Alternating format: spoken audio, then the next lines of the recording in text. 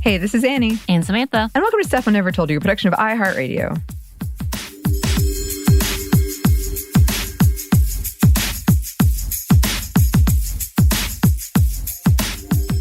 And welcome to another edition of Book Club. Quick content warning for this one. We are going to be briefly, not in depth, but briefly discussing things around like eating disorders, unhealthy thoughts about weight, discussion around sexual assault, sexual harassment, and mental health. Honestly, yeah, we're not really going to be going too deep into these unless the conversation takes us that way, which it sometimes does. But like if you're going to go read the book, note. So yes, today we are reading the international bestseller by Cho Nam-Joo, translated by Jamie Chang, Kim Ji-young, born 1982, a novel. It was published in 2016, and it follows Kim Ji-young's life as a woman in South Korea through schooling, college, family, jobs, marriage, having kids, although there's a lot of thoughts around not having kids, and all of the intersections that come with all of that. As a woman, it is both very personable and filled with a lot of facts and statistics. It's like her life, but also showcasing the broader strokes of what she's going through in her life. Right. Yes. It begins with the main character experiencing a mental health issue where she seemingly is impersonating other women, her mother and grandmother specifically. Her worried husband takes her to get psychiatric help. And then from there, the story steps back to certain stages of Kim Ji-young's life. Her experience being a second daughter of a family of 3 kids, the youngest one being a son, in a society that has preference for sons. It details her experience as a child, a student, a wife, her college experience, her career. And eventually she's pressured to leave work by her husband to have a kid, a son. And he promises he'll help out, but she's... in her mind, his helping out is like things he should have already been doing. She has a difficult birth to a daughter and leaves work entirely to be a housewife, something else she faces judgment for. And people criticize her for doing, basically calling her a freeloader. And that's when her mental health symptoms start showing up. And Cho Nam-Joo took 2 months to write the story, and she said she was able to do it so quickly because the main character's life was close to hers. The book has sold more than 1 million copies as of November 2018, making it the first million-selling Korean novel since 2009. And it was part of the feminist movement in South Korea, including the Me Too movement there, the 4B movement, which we've talked about, Escape the Corset. It's been used as an example of a growing desire to discuss gender roles in the country, among a certain group anyway. And a movie adaptation came out in 2019. But you were also telling me that it was part of a big backlash, anti-feminist backlash as well. So yeah, just as a reminder, this came out in 2016. As we talked about in our previous episodes about feminism in South Korea, the current administration actually took out women's equality task force, which is actually talked about in the book as it was developed. So there's a bit of backtracking in the government, and that there's a big anti-feminist movement since then. We also talked about the double standards when this book came out, when celebrities, Korean celebrities, were for this or speaking up about this or loving this. Typically, if you were a woman who loved the book, you were seen as being too feminist, and people would rip the pictures up and be very angry and talking about how they were ruining society. But if a man liked it, they were upstanding, good men. Look at them, how kind they are. They're heroes type of thing. It was really interesting. It's no different today. The movie came out in 2019 with my boy, Gong Yoo. I haven't watched it yet because it's too sad. I can't handle a lot of the sad Korean stuff right now. It's already hard. But yeah, there's a lot of conversation around it. It did push a lot of feminist movements, a lot of conversation, a lot of opening of the eyes. But again, it also stirred up a lot of anti-feminist rhetoric, talking about how women were taking men's jobs. It's been a pivotal point for the current administration as his platform to get more votes from the anti-feminist group of people. It's interesting. It's sad. Yeah. And there's been a lot of discussion happening around this book and the movie specifically, and the role it played in all of that stuff. So it is really interesting if you want to look up more. And one of the biggest things throughout this book is tracing gender roles in certain stages of life. Yes, so let us get into some of these themes. Right. So when Kim Ji-young was born, Oh Mi-suk held the infant in her arms and wept because it was a girl, saying, "I'm sorry, little girl," she said, hanging her head. Ko Bun-soon repeated warmly to her daughter-in-law, "It's okay, the third will be a boy." Of course, if you're at all familiar with any type of Korean history and types, actually, I guess it's Asian history and in general, when it comes to children, overpopulation, and what gender is preferred, you have a big conversation about female babies, little girls being discarded because there's too many, whether it's through abortion or whether it's through adoption or whether it's just neglect. There's a lot of really sad history. We know with the one-child policy, which was not necessarily a part of Korea, it was more so in China, but that mindset did happen in Korea because the men are more likely to care for all the following things and be able to take care of the entire group of family and community. So, yeah, there was a lot of that conversation for the longest time, which is actually not true. I found this out. For the longest time, a lot of the orphanages were thought to be filled with mainly young girls. But it seemed that there was a lot of young boys that were adopted from Korea, more so than girls at one point in time. So very, very confusing. There's a lot of eugenics on that side, but we're not going to talk about that quite yet. But yeah, the obvious conversation is you want a boy, the blessing is the boy. Boys will always do more. Boys are taken care of. Boys are coddled. This is that idea. The book goes on. This was a time when the government had implemented birth control policies called family planning to keep population growth under control. Abortion due to medical problems had been legal for 10 years at that point, and checking the sex of the fetus and aborting females was a common practice, as if daughters was a medical problem. This went on through the 1980s, and in the early 1990s, the very height of the male-to-female ratio imbalance, when the ratio of the third child and beyond was over 2-1. So as I was explaining, the desire to have young boys was much higher. You were prized much more so than girls. Right. And the author gives a lot of examples of that throughout the book. Here's a quote. "It was a given that fresh rice hot out of the cooker was served in the order of father, brother, and grandmother, that perfect pieces of tofu, dumplings, and patties were the brothers, while the girls ate the ones that fell apart. The brother had chopsticks, socks, long underwear, and school and lunch bags that matched, while the girls made do with whatever was available. If there were 2 umbrellas, the girls shared. If there were 2 blankets, the girls shared. If there were 2 treats, the girls shared. It didn't occur to the child Ji-young that her brother was receiving special treatment, and so she wasn't even jealous."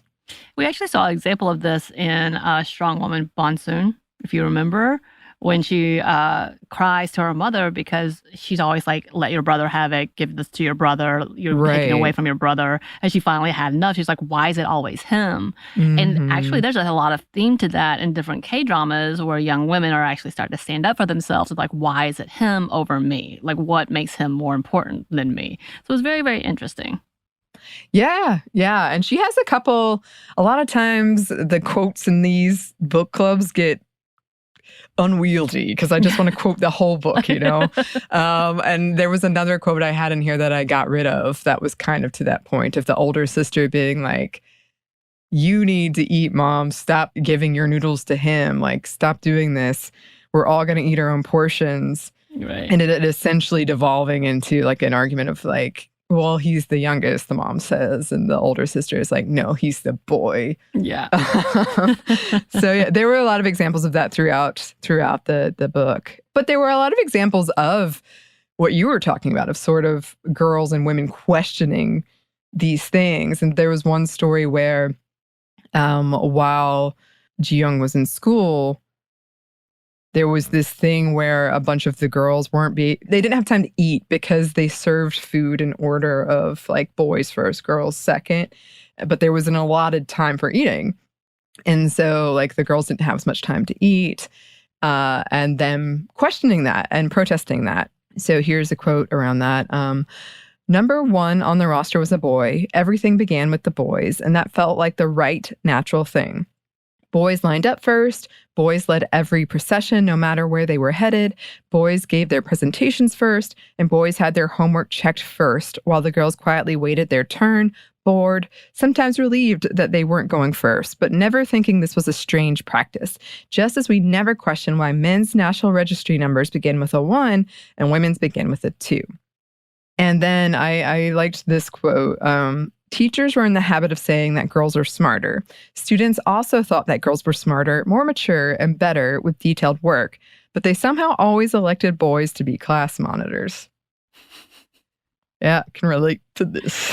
Right. And here's the thing, like, I've read so many reviews, and we're going to keep talking about it, about how, oh, wow, Korea does this, and oh, Korea is so sad and this. I'm like, the U.S. isn't that far behind. No. Like, you can't pretend like this is not a thing. There's an extreme, and there's a level of violence that have happened in South Korea that's not looked down on today, which is really, really sad. But it's just quiet here. Like, it's just quietly said here, or ignored. And I'm like, calm down. It's no different. It's just less seen or less talked about. Mm-hmm. Yep. And yeah, we have a whole conversation about periods, and I appreciated the conversation in this because I'm like, yeah, I get this. So as Ji-young lay on her stomach on the floor to do homework, she clutched her cramping lower abdomen and repeated to herself, I don't understand. Half the population in the world goes through this every month. If a pharmaceutical company were to develop an effective pill specifically for menstrual cramps, not the, quote, pain medication that makes you sick, they would make a fortune. Her sister filled a plastic bottle with hot water, wrapped in a towel, and passed it to her. You're right. In a world where doctors can cure cancer and do heart transplant, there isn't a single pill to treat menstrual cramps. Her sister pointed at her own stomach. The world wants our uterus to be drug-free, like sacred grounds in a virgin forest. Yeah. I don't think about that. We talk about that on so many levels about birth control pills and how ineffective and or real dangerous it is, but no one really cares. No one really cares. I legitimately had almost this exact same conversation with a friend of mine where she was like, I don't get why half of us just are expected to just do this. Yes. And like deal with this on a regular basis and still perform and not like take a break or anything. Not take a break. No, everybody feels shame if we like leak don't on talk ourselves. About it. Right. And yet like, oh no, I'm like, what the hell? This is the world's fault. You should all take the blame. Yeah. Sorry.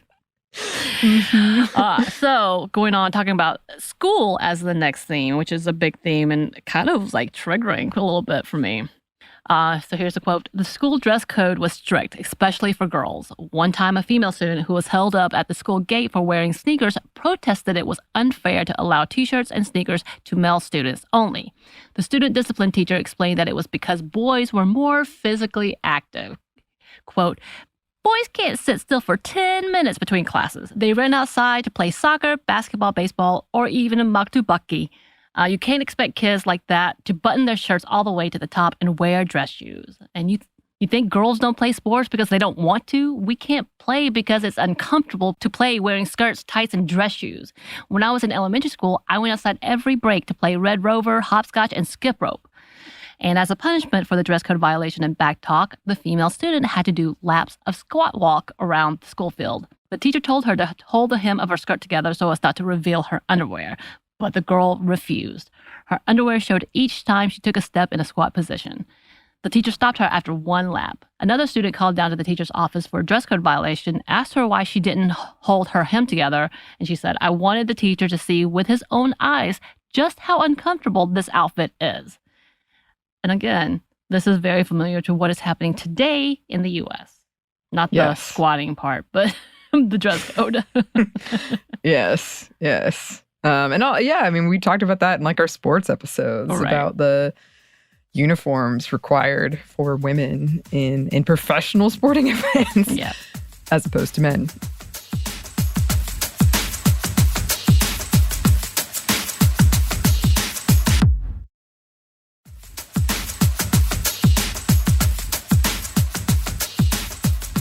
Here's another quote. It was a wide world out there filled with perverts. On the bus and underground, many suspicious hands grazed her bottom and breast. Some crazy bastards rubbed themselves up against women's thighs and backs. The girls were disgusted by older boys at cram school, church, and tutoring sessions, pawing their shoulders, stroking their napes, and sneaking a peek at their breast through button-down shirts and t-shirts with low-cut netlines. But the girls couldn't let out a single horrified cry. All they could do was remove themselves from the scene. School was no better. There were always male teachers who reached up and pinched the soft flesh of the underarm, patted students on the bottom, or ran their hands down the spine over the bra strap. Her 10th grade homeroom teacher was a man in his 50s who carried around a pointer that had a hand pointing just the index finger on the tip, which he used to poke girls in the breast under the guise of drawing attention to the missing name tags or to lift girls' skirts to, quote, check their uniforms. When he left the stick on the podium by mistake one day after morning announcements, one classmate with heavy breasts, whose name tag the teacher often checked, marched to the front, threw the stick on the floor, and trampled on it over and over as she wailed. The girls near the front quickly picked up the broken pieces and got rid of them, and her best friend hugged her and comforted her. Yeah. Yep. I had a teacher like that too. We all knew about him. And then there's a whole story that she tells about this guy who's following her on a bus and he's threatening her. And he kind of is like, well, you're always smiling at me. And then when she finally kind of gets away from him with the help of a woman who notices like, oh, what she's going through, her father kind of yells at her for wearing short skirts, for, quote, talking to people, which also feels very familiar, yes. But here are some quotes around that. Ji-young felt she should thank her and called her again. The woman said she was glad Ji-young was fine and suddenly declared, it's not your fault. There were far too many crazy men in the world. She'd had her share of run-ins with these people, and the problem was with them, not with the women. Hearing this made Ji-young cry. Trying to swallow her tears, she couldn't say anything back. And then it continues. Ji-young quit the cram school. For a long time, she couldn't go near a bus stop after dark. She stopped smiling at people and did not make eye contact with strangers. She was afraid of all men, and she screamed sometimes when she ran into her younger brother in the stairwell. But she kept thinking about what the woman said. Not my fault. There's far more great guys out there. If the woman hadn't said that to her, Ji-young would have lived in fear for even longer. It's kind of one of those things where it's like so sad that she quit. Mm-hmm. And she felt all of these things. Because we do see that. We see women being forced out of things so often and quitting because of things like this. But it's also nice that she had this woman saying, like, no, it's not your fault. And that those words meant so much. Mm-hmm. Yeah. But unfortunately, that is not the last of that type of treatment Ji-young would experience. So now we're moving kind of the like jobs and careers section. So here's a quote. Gone were the days when parents thought girls didn't have to get good grades or receive the same education as boys. It had long since been the norm for girls, like boys, to put on a uniform, carry a backpack, and attend school. Girls thought about what they would like to do when they grew up, just as boys did. They planned their careers and competed to achieve their goals. This was a time of widespread social support for women's ambitions. In 1999, the year Kim Eun-young turned 20, new legislation against gender discrimination was introduced, and in 2001, the year Kim Ji-young turned 20, the Ministry of Gender Equality was formed. But in certain pivotal moments in women's lives, the woman stigma reared its head to obscure their vision, stay their hands, and hold them back. The mixed signals were confusing and disconcerting. Yeah, that's kind of like what you were talking about with all kind of the back and forth. Yeah. Yeah, and unfortunately, they're on the back. Yeah. And then we have this conversation where she is listening in on what men talk about when women are around, kind of. Yeah. So here it is. Ew, that's like chewing gum someone else spit out, said a familiar voice. It was an older member of the club who enjoyed drinking but didn't force others to do so and often bought the younger members food but avoided eating with them lest they felt uncomfortable. She'd also had a good opinion of his level-headed, practical way of handling things. Ji-young couldn't believe her ears. She listened harder, but couldn't deny that it was him. He could have been drunk, or perhaps he had said what he'd said to overcompensate for being found out about his feelings for her, and had to say something harsh to discourage the guys from playing matchmaker. She thought of many possibilities, none of which helped to make her feel less devastated. Even the usually reasonable, sane ones that verbally degrade women, even the women they had feelings for. That's what I am. Gum someone spat out. Yeah, it was pretty brutal. They kind of like had a good relationship, and she overheard this, and then the next day, the guy is all like, "Oh no, I'm still nice. I'm still the good guy. I'm being nice to her." But after she'd heard this, so it was a tough scene. Yeah, here's another one. Sometimes when she was exhausted, she felt like giving up. Young's cliched words of encouragement, once you get to college, you will lose weight and get a boyfriend, truly inspired her because Young actually did lose weight and get a boyfriend in college. Yeah, this was a pretty big theme. Yeah. And we're not going to talk about it too much, but that was pretty prevalent throughout. Here's another quote. She had looked around the office one day and realized that there were no women above a certain pay grade. She spotted a pregnant woman in the company dining hall and asked the people at her table how long the company's maternity leave was. And none of the 5, including one department head, knew the answer because none of them had ever seen an employee go on maternity leave. She couldn't picture herself at the company 10 years down the road and resigned after some thought. Her boss grumbled, "This is why we don't hire women." She replied, "Women don't stay because you make it impossible for us to stay." Yeah, which is, again, something we see and talk about to this day. Right. Yep. There was another scene kind of earlier in the university where Ji-young went to a career fair and there were no women. Right. Hardly any women there. Because they never came back as a success right. story. Yep. Here is another quote of sort of like a really poor, like, what is that called? Where we have to do those human resources meetings. Kind of like that. Yeah. Yeah. All right. You're at a meeting with a client company. The client gets, handsy, squeezing your shoulder, grazing your thigh. You know what I mean? Yeah? How will you handle that situation? Let's start with Mrs. Kim Ji-young.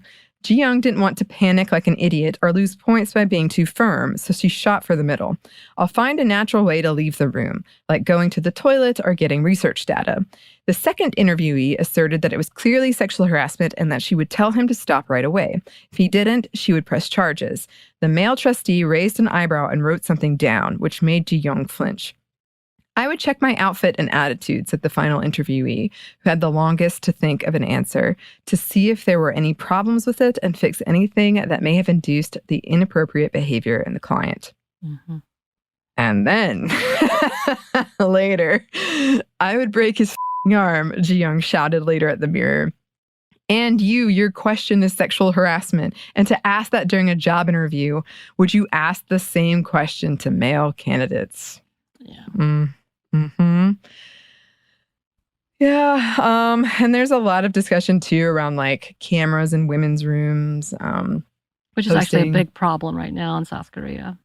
Yeah. And posting those on those images on pornography sites, blaming women for reporting it, for, quote, turning the men into predators, being told it will ruin the company, ruin men's lives, which again, unfortunately sounds very familiar. But that's sort of the same thing. It's like it's constantly turning it on the women, like you're ruining his life for the thing he did to you.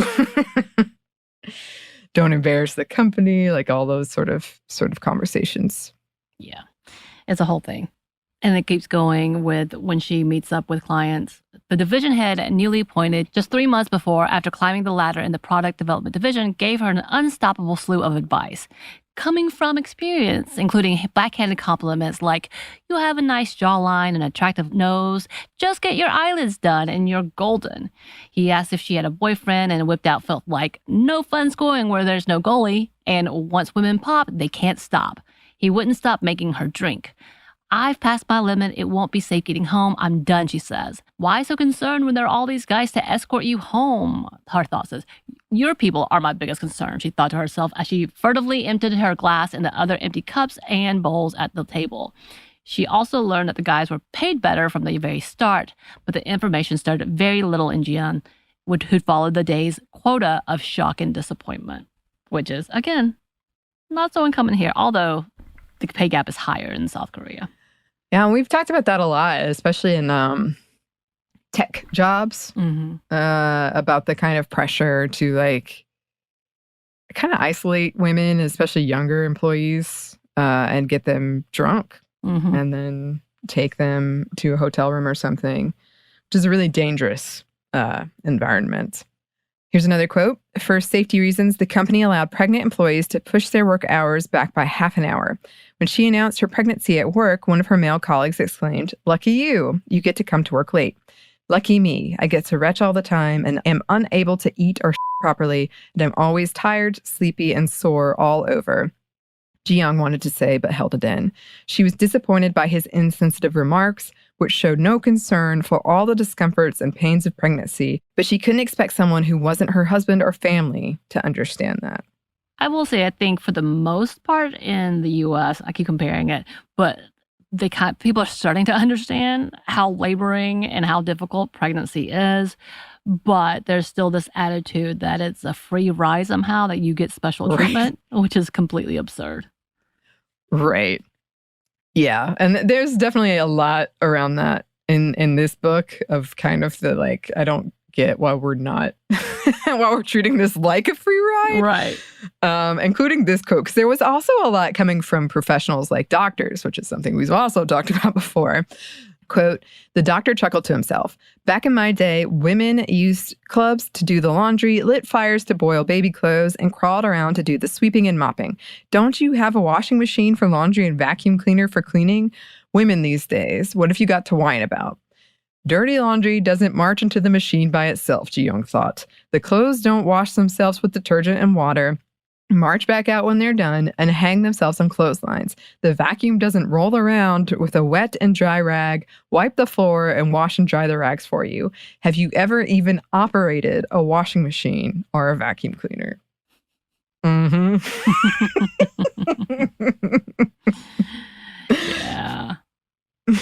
There's a lot of privilege in these conversations. Yes. Oh, yes. And a lot of just gaslighting of like, right. What do you have to whine about? Exactly. You've got a washing machine now. Exactly. And then they talk about, once again, the preference of gender in children. It says, it wasn't just the older generation. Women of Ji-young's age shamelessly said things like, my first was a girl, so I was nervous until I found out the sex of the second one. I can hold my head up high around my in-laws now that I have a boy, or I started getting myself all kinds of expensive food when I found out I was having a boy. Again, trying to celebrate and impress upon the fact that boys were of more worth and therefore worthy of celebrating and or pride. Yeah. And I think this is a bigger conversation we have been having, but about kind of the damage around what, intentional or not, what women inflict on other women. Yeah. Of saying things like that and not realizing sometimes the internalization that's going on. And especially, I feel like a lot of that's been happening around things like weight or body image. But also, I saw a meme the other day that was just like Disney villains in the 90s, outright, like mustache, clear.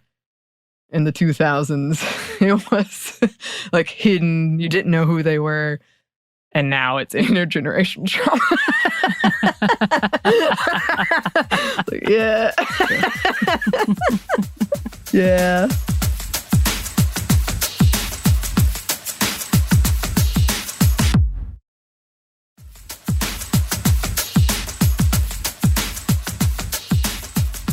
And here's the final quote.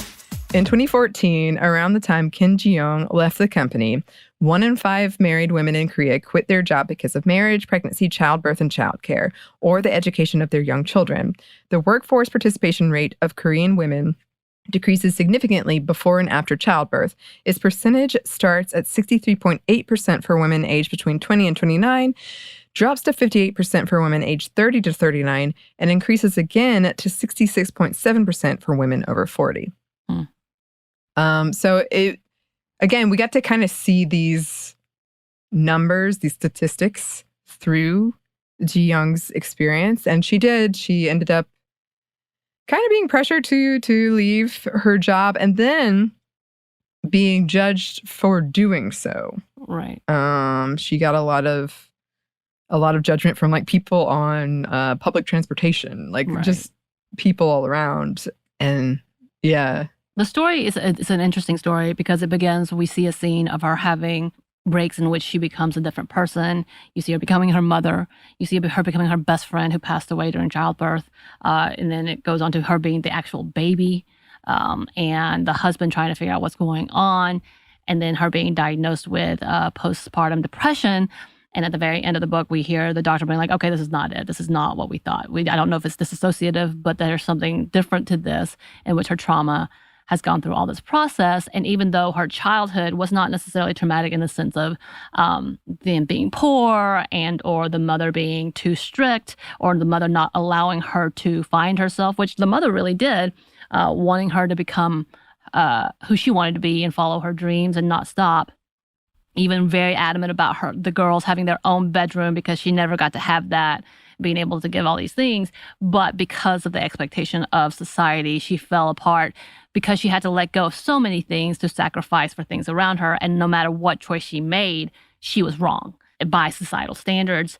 And I think it's interesting. I know one of the criticisms to the book was that we don't know the full, like, the breakdown, her life now, what is happening. It was just more of a look back on a setup. It was like a setup without an actual ending to it. And I think that people were like, really, like, what just happened?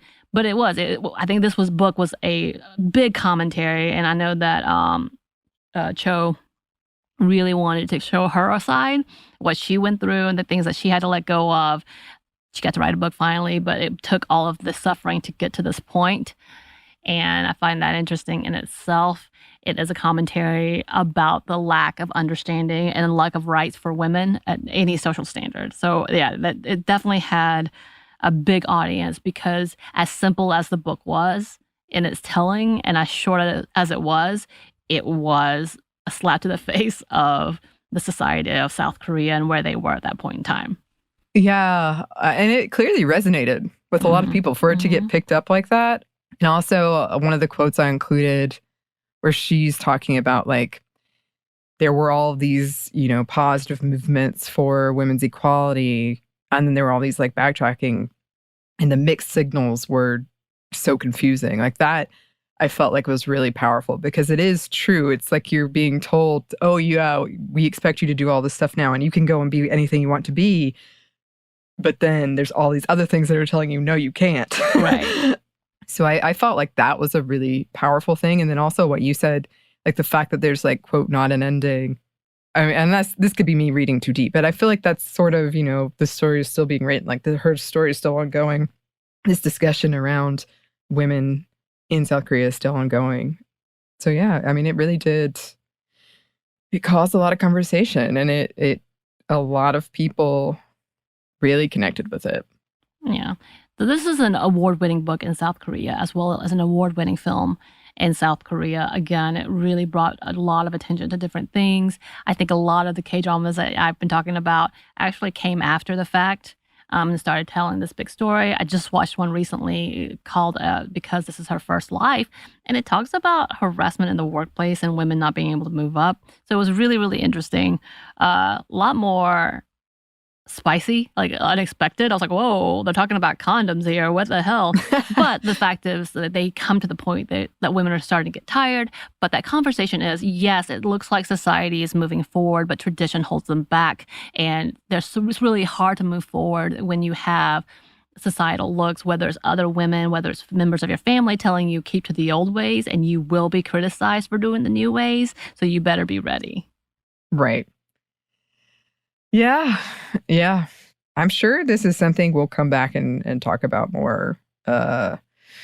because there was a lot going on. Again, we say this all the time, but these books, a lot of times we have to choose shorter books. Not that we don't want to read them, but we kind of are like time-wise have to.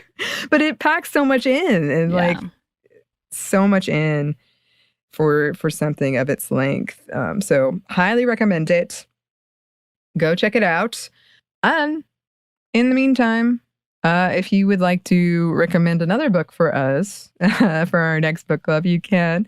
Our email is stuffmediamomstuff@iheartmedia.com. You can find us on Twitter at MomStuffPodcast or on Instagram and TikTok at Stuff I Never Told You. You can also find us on YouTube. We have a book. You can pre-order it at stuffyoushouldreadbooks.com.